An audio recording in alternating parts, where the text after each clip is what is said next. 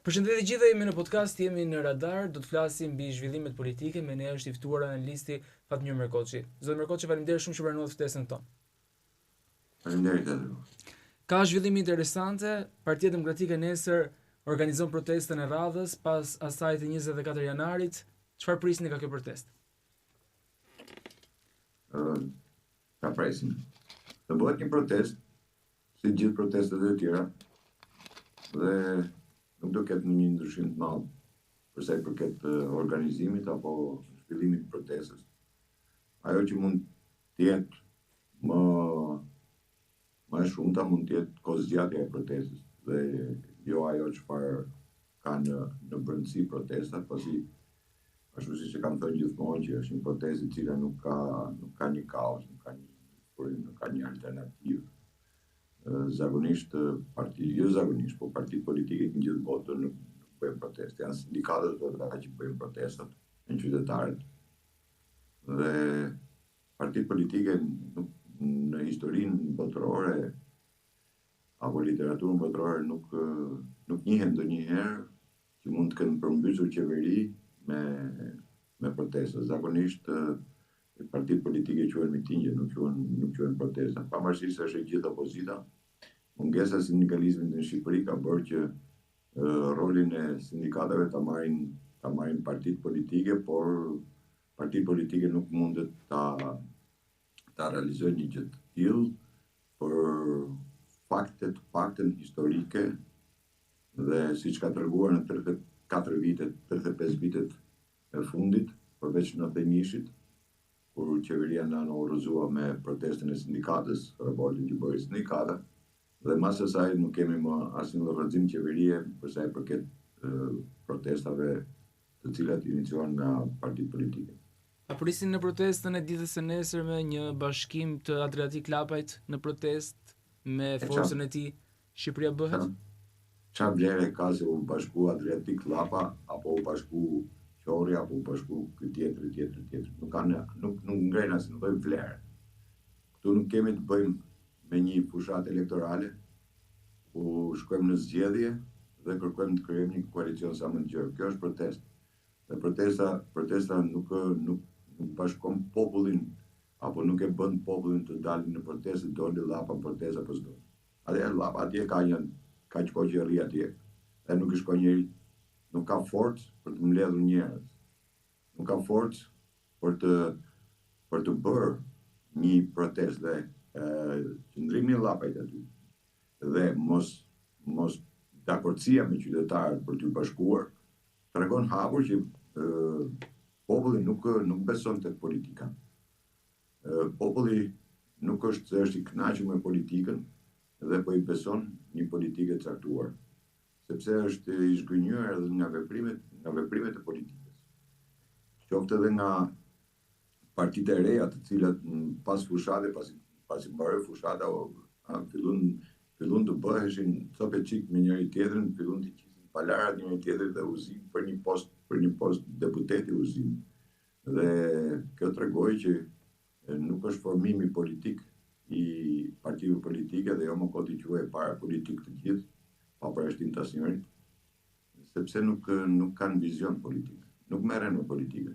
Nuk është politik kjo, nëse bashkohet Llapa apo Qori apo Sheva apo kushdo parti tjetër, i bashkohet kësaj protestë themi, megjithëse më tepër është miting se sa protestë, dhe t'japi një frut kjo gjë. Nuk jep frute. Unë mbeten skeptik i këtij qëndrimi për të vetëm arsye se thash edhe një herë që kemi 35 vjet që bëjmë protesta me të tilla dhe nuk kanë sjellë ndonjëherë në një rezultat. Ka filluar me Nano ik, vazhdon me Rama ik, por nuk është kaos, nuk është frymëzim, nuk është alternativë. Kur delën protesta për ne them që bëjnë sindikatët, sepse protestat janë ata që nxjerrin disa pika për qeverinë, japin disa afate, dhe pastaj kalohet shkallë derisa kalohet në revolt. Kështu që ai se u bashku Llapa apo s'u bashku Llapa, kjo nuk ka asnjë lloj vlere. Ama zoti Berisha thotë që jemi në kilometrin e fundit. Cili është kilometri i fundit për Partinë Demokratike? Po nuk e di se kush është kilometr, sa kilometra ka bërë dhe qyteti i fundit, se fillimisht duhet të përcaktosh rrugën, sa e gjatë është rruga, dhe pastaj thuash kilometri i fundit, se kilometri i fundit varet nga koha dhe hapësira që i jep. Mund të jesh kilometër si puna e syut, që shef një objekt dhe shef nga afër, nga larg, po është afër ose e shef afër, po është larg. Vizioni i të parit. Kështu që nuk di se kilometri i fundit, sa mund zgjasë kilometri i fundit. Se i thonë llafe, mund prishet makina në rrugë dhe ngelesh edhe kilometri i fundit. Është si puna aty në sportistëve që e udhëheq gjithë garën dhe në fund fare nuk e fiton dot. Kështu që nuk kjo është duket diçka që nuk ndjell në një gjë, domethënë kilometri i fundit nuk di se si e nxorrën këtë lloj teorie, por tash edhe herë duhet di rruga sa e gjatë është, llogaris kilometrin e fundit. Kemi po ashtu disa angazhime tjera brenda Partisë Demokratike gjithmonë, mund të ketë një iniciativë për të ndryshuar dhe për të pasur garë brenda partisë, me zotin Berisha që ka konfirmuar që do të jetë pjesë e garës, por ka edhe pjesëtarë tjerë që po ashtu kanë dëshirën për të kontribuar dhe për të qenë kandidat. Mendoni që mund të ketë ndryshime brenda Partisë Demokratike apo do të vijojë e njëjta logjikë, e njëjti drejtim, e njëjti leadership? Për sa kohë brenda partisë nuk ka fraksione, nuk mund të ketë garë. Fraksionet janë ato që japin garën. Pra brenda një strukture, kur ti je brenda një strukture, brenda një ideologjie, brenda një fryme, brenda atij cakut, absolutisht nuk mund të kesh asgjë. Partitë e djatha funksionojnë me fraksione. Dhe kur dalin garë, dalin fraksione. Dhe nuk dalin individët, dalin grupimi i fraksioneve. Partia Demokratike ka rrëshqit nga e djatha, nuk është më partia e djatha, ajo është partia e qendrës. Kështu që në partitë qendrës të kandidatët të cilët pretendojnë se do dalin janë gjithë kandidatë emëruar apo të dakordsuar me partinë apo me kryesinë apo me vetë Berishën.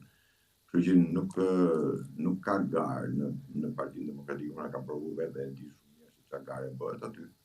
Aty bëhet me telekomandë gjëja. Votimi është i telekomanduar, nuk është votim i hapur pikërisht për këtë arsye, sepse në partitë e djatha funksionojnë fraksionet. Dhe brenda partisë konkurrojnë fraksionet për të marrë dhe fraksionet nxjerrin kauzat, nxjerrin alternativat, japin rrugë të zgjidhjeve të gjithë problemeve. Nëse ti brenda partisë në një tavolinë ku ti bashkëton në një tavolinë, jenë në një vizion me të dhe nuk e dhënë për të gjithë periudhën e kohës, nuk e dhënë absolutisht asnjë lloj kauze, asnjë lloj alternative.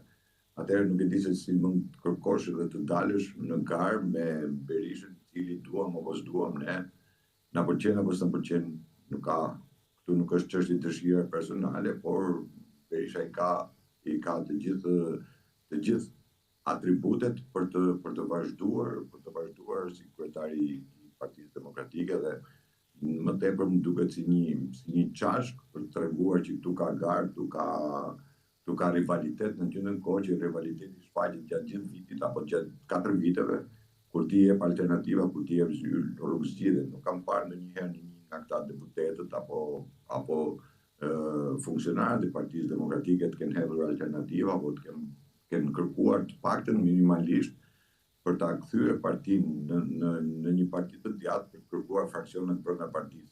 Fraksionet të cilat unë kam kërkuar dhe Partia Demokratike nuk i ka pranuar asnjëherë që ketë fraksione brenda partisë. Madje fraksionet as nuk e kanë konceptin se si funksionon fraksione dhe çfarë do të thotë fraksione.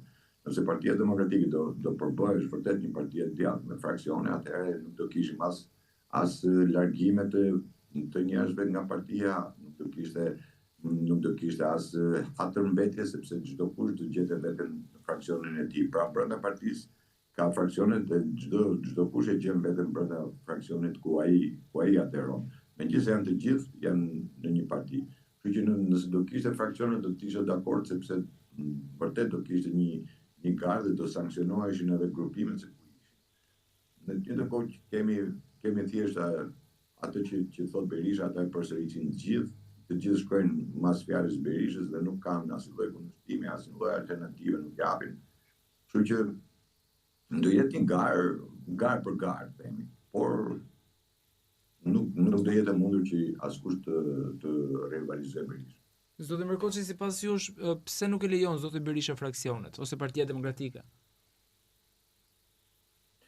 Nuk e lejon sepse megjithëse është e sankcionuar në statut, ata nuk e lejojnë për një arsye të thjeshtë sepse nuk duan rivalitetin. Nuk pëlqen rivaliteti brenda partisë, sepse nuk i pëlqen ajo që përplasja alternativa. Fraksionet kanë atë që vetin alternativën apo kauzën, dhe përplasja e kauzave dhe alternativa në kryesinë e partisë themi, bën atë pastaj që bëhet votimi dhe se kush alternativë më e mirë apo kush kauzë duhet ndjekur dhe kush rrugë duhet eci përpara, e cila bën edhe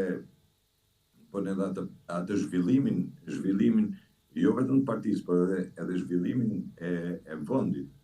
Duke mos pasur fraksione, aty ngelemi gjithmonë tek ajo pjesa që çdo gjë e di kryetari dhe çdo gjë e bën vetëm sipas kryetarit. Dhe po t'i veni re të gjithë, për shembull, kur dalin nëpër media, ose tribunat, të gjithë fillojnë me emrin e Berishës, apo thotë e tha Berisha, e ka thënë Berisha, do e thotë Berisha. Pra pa e thënë Berisha nuk e thotë asnjë. Kështu që fraksionet prandaj nuk lejohen, se nuk duan mendimin ndryshe. Po një parti e djathtë nuk mund të funksionojë pos që mendimin ndryshe, pos u përplasen alternativat në tërsinë e brenda ideologjisë, brenda kauzës së partisë. Kështu që nuk janë njerëz të cilët nuk kanë asnjë lloj gjykimi apo mendimi për sa i përket politikës. Nuk e njohin politikën, ta njohin vetëm thjesht pazaret.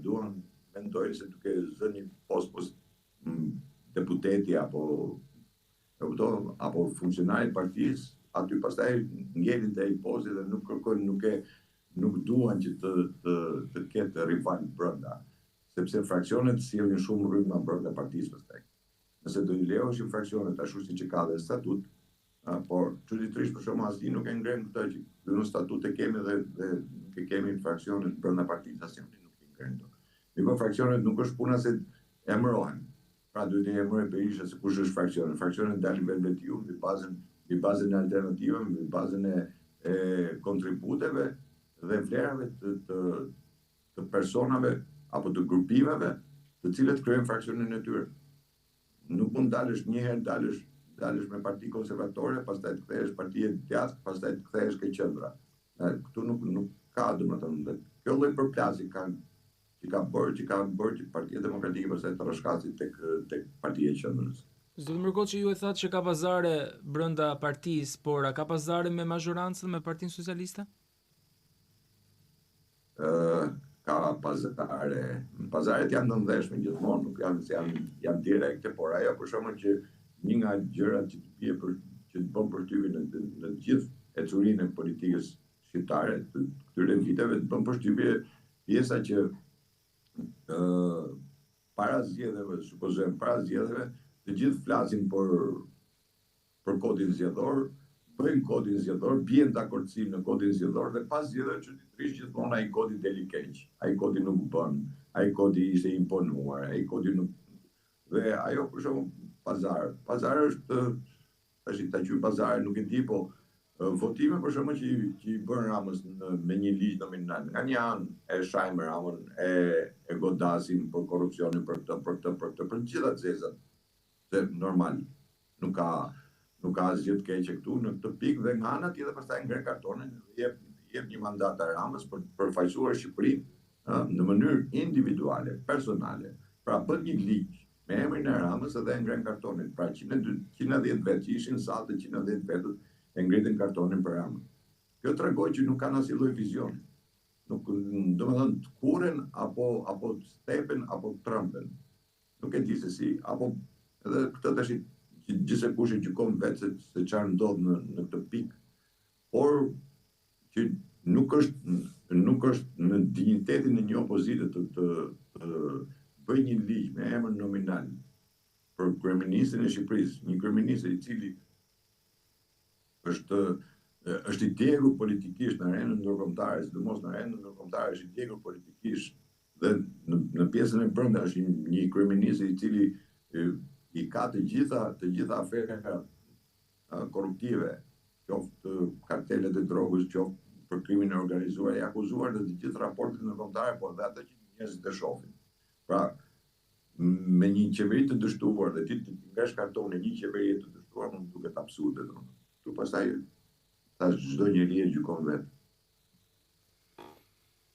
Zoti Mirkoçi, mendoni që Partia Demokratike me gjithë aksionin e saj opozitar që është duke zhvilluar a ka krijuar një lloj kakofonie tek qytetarët me këtë marrëveshje që ju thatë që u pa dhe në parlament me vote që u ngritën për të përfaqësuar Shqipërinë me kryeministrin Edi Rama në bordin e paqes, po ashtu edhe me vendime të tjera që duket se kanë trazuar pa ujërat. Mendoni që nuk ka një objektiv të qartë kjo parti? Po pikërisht këtu qëndron e gjithë e keqja e kësaj pune, sepse me gjithë korrupsion galopant, me dy zëvendës kryeministra të marrur të pandehur, me ministrat po ashtu me një administratë që rreshtohet për ditë dhe shkon në dyert e spakut, normalisht opozita duhet ta kishte rrëzuar këtë qeveri. Mënyra, rruga, forma që ata kanë zgjedhur apo që bëjnë, domethënë, duket që është një formë e cila nuk e arrin dot që popullin ta bëj për veten. Tjetë populli që të dali në shesh. Pikërisht populli nuk del në shesh pikërisht edhe nga këto gjëra. Domethënë duke parë disa lëvizje të opozitës e cila këtu e shan, pastaj këtu e voton. Këtu thot nuk bëhen zgjedhje me Ramën, këtu futeshin zgjedhje se kjo nuk bëhen zgjedhje me Ramën, kjo është thonë edhe në votimet e lokale, por qoftë edhe ato parlamentare. Kështu që janë objektiva të cilat opozita i ka thënë, por nuk i ka arritur, dhe duke i thënë dhe mos arritur, atëherë krijon një mosbesim tek qytetari. Edhe kthehet tek ajo pjesa kështu që ama se kështu do vazhdoj, ama se do bëhet kjo protesta, po do shkojmë në shtëpi prapë, ku do të marrim 2 fjalime dhe ikim në shtëpi. Kështu që kjo, prandaj kam thënë gjithmonë që duhet gjetë rruga se si bëhet. Ka një rrugë se si bëhet. Në një shkrim tim apo në një emision që isha tash, do të ishte shumë më mirë se kur dilte, sikur këtë protestë ta organizote një shoqatë peshkatarëve Parreti, kam thënë, ta organizojë sindikatët, domethënë një sindikat, dhe pastaj partitë politike janë ata që luajnë burr nga mbrapa, se këta nuk kuptojnë, këta e dinë shumë mirë që nuk kuptojnë një gjë që protestat vërtet i bën populli, por për përfitimin e kanë partitë politike, sepse partitë politike janë ato që futen në zgjedhje. Pra, nëse rrëzohet qeveria, janë partitë politike që do bëhen negociatore për të krijuar një qeveri teknike apo për të bërë një gjë. Nuk është populli. Populli bën atë protestën, bën atë revoltën dhe ikën në shtëpi. Nuk është se do futet populli në votime apo në negociata. Dhe frika që nuk di se ku qëndron kjo frika që nuk lejohet që të protestoj populli. Ashtu siç ndodh në gjithë vendet e tjera të botës apo të Europës, qoftë edhe me komshitë tanë, ku ngrihen protesta, po t'i shihnin, nuk shef ndonjëherë në një parti politike të dali dhe të drejtoj protestat. Ashtu siç nuk pam edhe Jelek Verdët në Francë, megjithëse dihet shumë mirë për shkakun që ata janë mbështetësit e Le Penit e njëra tjetër, por Le Peni nuk u duk kurrë, apo deputetët e Le Penit nuk u dukën ndonjëherë në protesta. Por me atë protestë që bëri Jelek Verdët, arriti që nga 5 deputet, Le Penit kalote me 90 deputet. Pra, një ndryshim kolosal. Sepse jep atë shtysën, po ta jep populli. Dhe jo ti si parti politike. Partitë politike, sepse edhe dhuna që përdoret, edhe ato 2 molotove që i hidhen, edhe ato i shkojnë në disfavor të partisë, sepse njerëzit shohin, ndërsa kur është populli në protestë, nuk ke se që thua popullit, pse dole. Nuk ke se që thua ti popullit pse përdore dhunën, pse përdore këtë. Dhe në këto protesta, kur janë bërë, në fillimet të hapet e parë që ka bërë sindikatët, protestat dhe që rrëzoi qeverinë nano, ne kemi djegë, kemi bërë gjitha. Kemi sulmuar, është djegë Ministria e Brendshme në atë kohë. Nuk ka thënë një gjysmë fjale. Pse nuk akuzohet dot populli. Se populli ngrihet në protestë për një revoltë të cilën të cilën ti ja ke sjell shpirtin e majtunës. Pra ti e ke dhunuar me ligj dhe populli nuk ka mënyrë tjetër për dhunuar se ti e ke dhunuar me ligj, e ke shtyp me ligj. Dhe atëherë ky detyrohet të ngrihet në protestë. Prandaj janë protestat popullore, prandaj quhen protesta popullore dhe prandaj gjithmonë në protesta janë sindikatat ata që e drejtojnë protestën. Zoti Mirkoçi, ju thatë që Partia Demokratike, zoti Berisha akoma nuk e ka gjetur zgjidhjen për të fituar, mos e ka gjetur gjë zoti Saljani, duke qenë se ai her pas here po i shton edhe takimit e tij me bazën, me strukturat, por pretendojnë që ka dhe formulën e fitores. Saljani ka bërë një lëvizje të cilën edhe Saljani po ta shohësh në kontekstin politik flasim. Edhe Saljani nuk ka asnjë kauzë, nuk ka asnjë alternativë. Saljani ka vetëm takime. Bën takime me njerëzit, takime të cilat nuk mund të jenë lojë askush, dhe gjithkush nga demokratike qoftë në pozitat e kryesisë, qoftë si deputet, qoftë edhe çdo njeri mund të bëjë nismat e tij për sa i përket takimeve. Por ajo që është kryesorja tek Saljani shoh që nuk ka një kauzë dhe nuk ka një alternativë. Nëse thua që kam rrugën e zgjidhjes, ti duhet ta shpalosësh rrugën e zgjidhjes. Jo të presësh ti derisa sa të piqen kushtet themi, sepse këto lloj gjërash nuk ecin.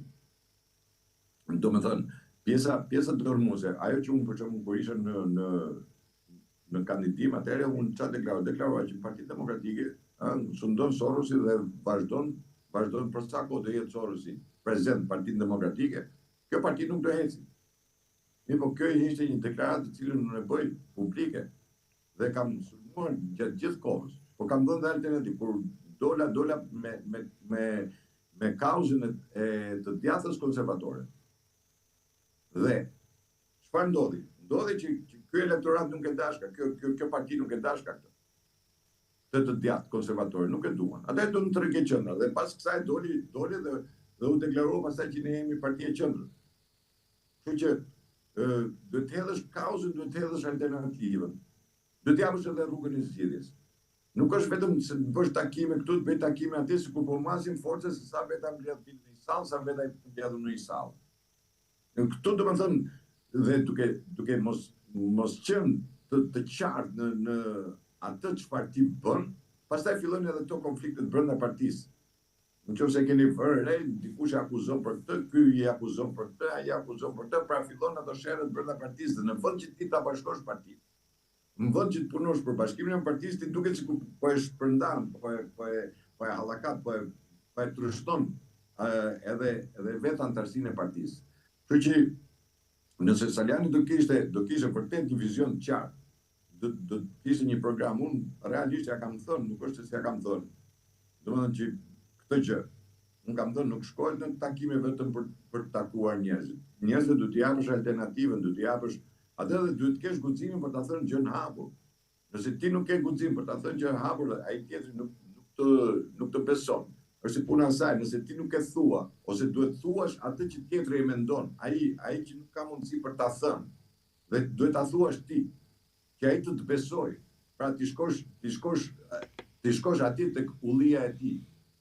Nëse ti nuk e bën këtë, pastaj do ngelesh thjesht në disa takime, në disa gjëra, apo mund të përfundoj siç ja pata thënë atëherë kur bën lëvizjen ky ka qenë kryetari i partisë.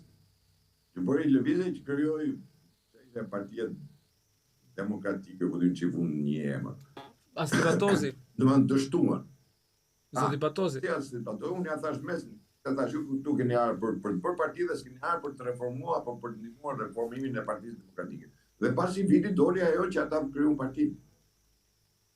Nduket se në këtë linjë është edhe Saljani. Më tepër se sa tek reformimi i partisë.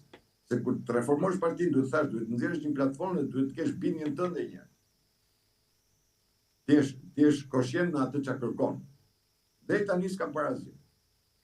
Një herë vjen protestë, një herë nga protesta, lajmi i madh se erdhi Saljani protestë. Por çfarë që ka atje janë me dhjetra mijë demokratë që i kanë dhënë shumë më tepër se sa Saljani. Dhe nuk janë kërkuar. po prapë vinë. Po nuk është lajm ky se erdhi ky në protestë, apo erdhi ai në protestë u bashku dhe ky u bashku dhe aty. A thotë çfarë? Pra, futemi te ai guacka e vogël, që unë i kam qenë gjithmonë brenda një guacke, këta rrin brenda një guacke dhe nuk lëvizin. Pra, me njëri tjetrin bëjnë çdo gjë, po nuk dalin jashtë guackës së tyre. Dhe më duket se edhe Saliani këtu është në këtë lloj formule. Zoti Merkoçi, edhe një pyetje tjetër, ka pretendime brenda Partisë Demokratike, disa prej eksponentëve që janë dhe kritik ndaj kësaj force politike, që brenda saj operojnë edhe persona që mbështeten nga Sorosi.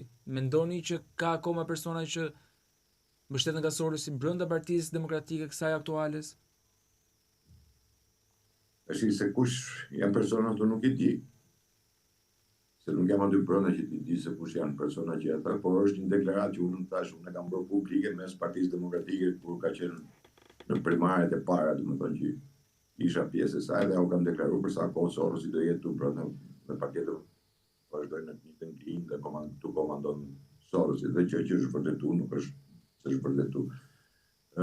Nëse zërat që mund të jenë deklarativ, unë i quaj më tepër zërat deklarativ se sa zëra, se po t'jesh brenda partisë, po t'jesh funksionar i partisë, duhet krijosh atë grupin tënd, duhet të bësh forcën tënde. Tash, prandaj them që këta edhe fraksionet nuk i kthejmë prapë te fraksionet, ëh. Edhe fraksionet nuk i lejojnë. Nuk i lejojnë sepse nuk duan. Duan thjesht edhe ato çashkat që i hedhin.